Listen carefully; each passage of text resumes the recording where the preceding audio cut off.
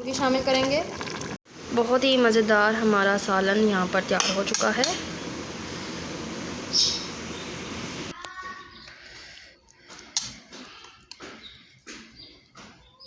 मुर्गी का शोरबा है, जिसमें से मैंने बोटियों को बिल्कुल अलग कर लिया क्योंकि ये पका हुआ सालन था, तो बोटियों को अलग कर लिया। यहाँ पर थोड़े से मैंने यहाँ पर आलू कट किए हैं। सिर्फ शोरबे में यहाँ पर आलू शामिल करेंगे। अब हम इसमें मटर शामिल करेंगे।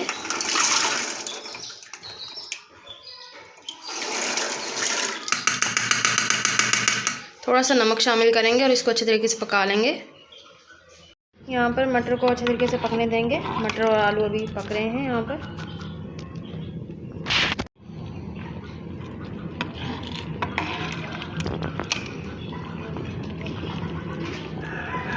मुर्गी शामिल करेंगे। यहाँ पर पक के खाना हमारा तैयार हो चुका है। आलू गोश्त मटर शोरबा। बहुत ही मज़ेदार हमारा सालन यहाँ पर तैयार हो चुका है।